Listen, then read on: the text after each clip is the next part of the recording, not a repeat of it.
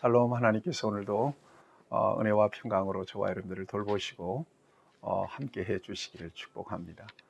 오늘 하나님께서 우리에게 주시는 말씀은 전도서 제5장 1절에서 9절까지 있는 말씀입니다.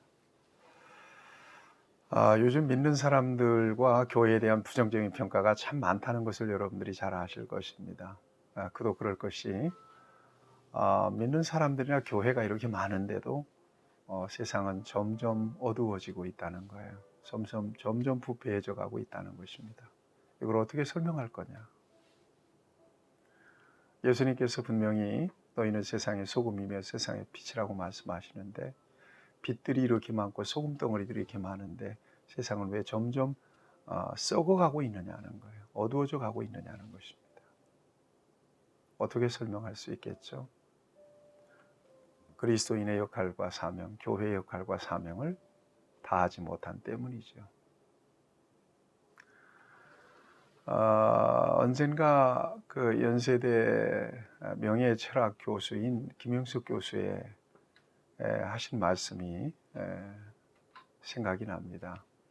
우리 한국 교회 교인들은 예수를 교리로만 받아들였다는 거예요. 그래서 마음으로 믿음은 참 좋은데 행함이 없다는 것입니다. 믿는 대로 살지를 않는다는 거예요.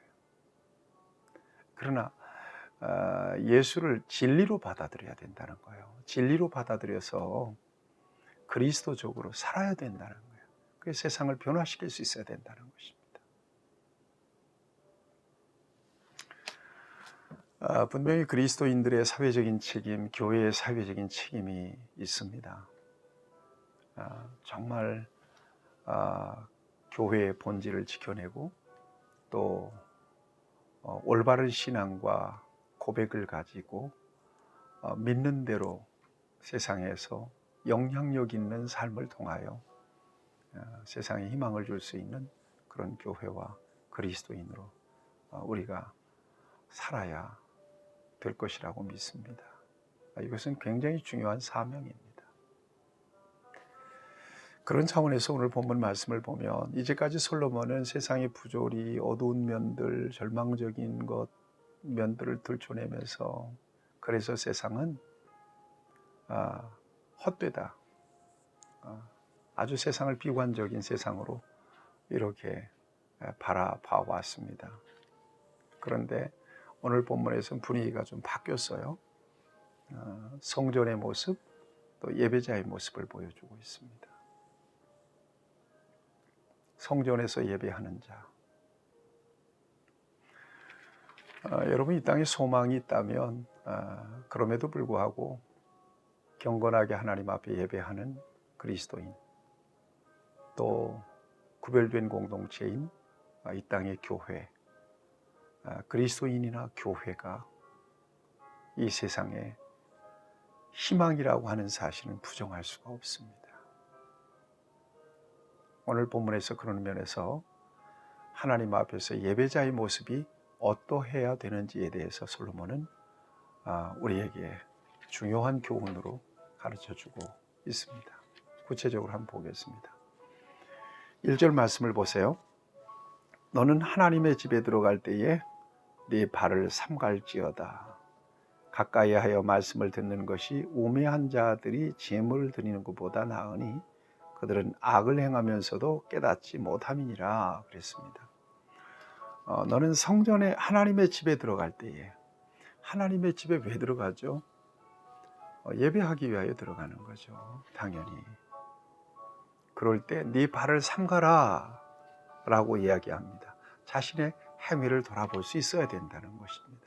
그러면서 예배자의 중요한 기준을 제시하고 있습니다. 1절 말씀에서는 말씀을 듣는 것이 우매한 자들이 제물을 드리는 것보다 낫다는 거예요. 우매한 자들이 제물을 드리는 것이 제물을 드리는 것보다도 형식적인 제물이죠. 말씀을 청종하는 것이 중요하다, 낫다, 이렇게 말씀하고 있습니다. 하나님 말씀을 청종할 수 있어야 된다는 것입니다. 청종한다는 것은 하나님의 말씀을 듣고 마음에 새기고 순종하는 삶까지를 얘기하고 있는 말씀입니다. 하나님 말씀을 듣고 순종할 수 있어야 된다. 이건 형식적인 재물보다 훨씬 낫다는 거예요. 더 중요하다는 것입니다. 두 번째는 말에 대한 것입니다. 2절부터 보면 하나님 앞에서 함부로 입을 열지 말며 급한 마음으로 말을 내지 말라. 한마디로 중언부언하지 말라는 것이에요. 말에 대한 교훈은 3절까지 이어집니다. 말이 많으면 우매한 자의 소리가 난다. 하나님 앞에서 말을 많이 해야 하나님이 들으실 것으로 생각하면 안 된다는 거예요. 중언부언하지 말아라. 하나님 앞에서 주절거리지 말라는 말입니다. 이게 예배자에 있어서 굉장히 중요한 조건입니다. 또 하나는 서원에 대한 이야기예요. 서원이라고 하는 것은 하나님 앞에서 약속이지 않습니까? 소원하였거든 4절에 보니까 하나님께 소원하였거든 갚기를 더디하지 말아라. 소원했으면 갚아라.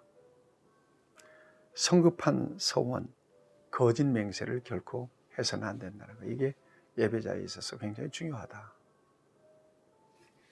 여러분 이 말씀 속에서 저와 여러분들에게 큰 도전이 되기도 합니다.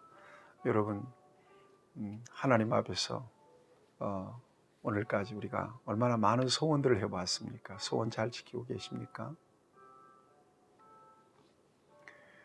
하나님 앞에서 우리가 서약한 것들이 꽤 많잖아요. 세례를 받을 때도 그렇고 직분을 받을 때도 그렇고 서약, 소원이거든요. 이거 어쨌든 지켜내야 되는 하나님과의 약속입니다. 저는 목사 안수를 받을 때 서약을 했습니다. 일평생 목사로 살겠습니다. 하나님 말씀으로 하나님의 택하신 백성들을 목양하겠습니다. 교회의 헌법을 지키겠습니다. 교단의 교리를 잘 지키겠습니다. 이건 제가 하나님 앞에서 서약한 거예요. 죽는 순간까지 목사로 살다가 죽게 될 것이거든요. 성도들 입장에서 마찬가지죠. 소원하는 것은 해가 될지라도 지켜야 된다는 거예요. 하나님 앞에서 약속이기 때문에.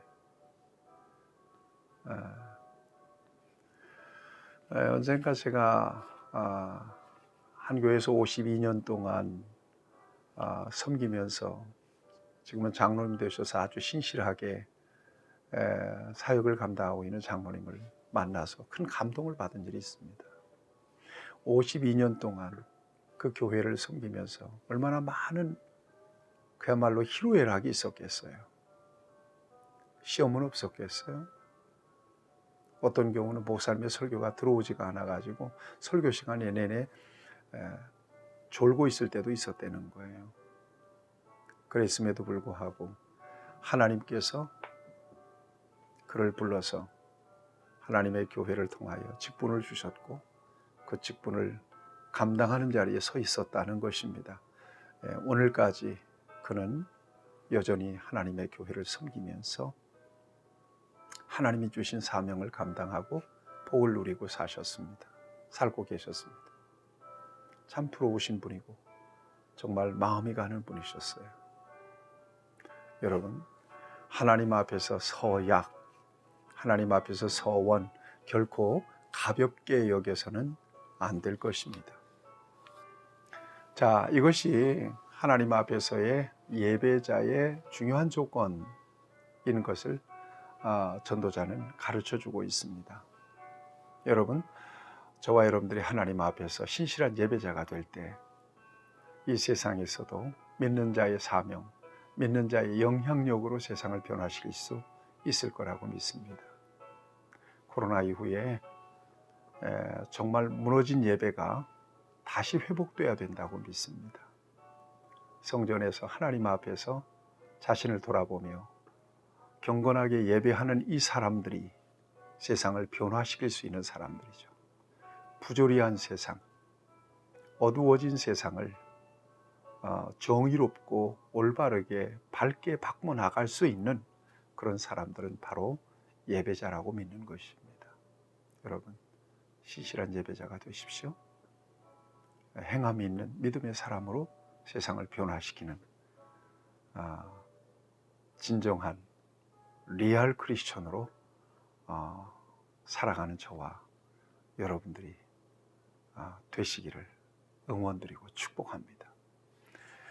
좋으신 우리 아버지 하나님, 부조리한 세상, 어두운 세상, 그야말로 헛된 세상에서 진정으로 선한 영향력을 가지고 세상을 변화시키는 예배자로 살길 원하며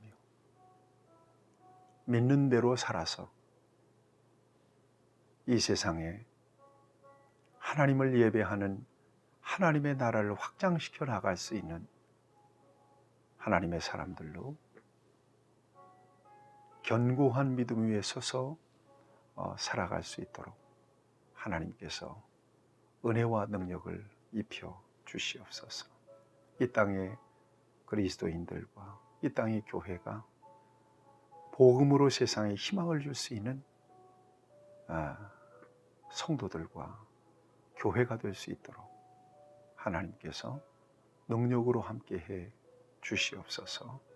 예수님의 이름으로 기도하옵나이다. 아멘. 여러분 축복합니다.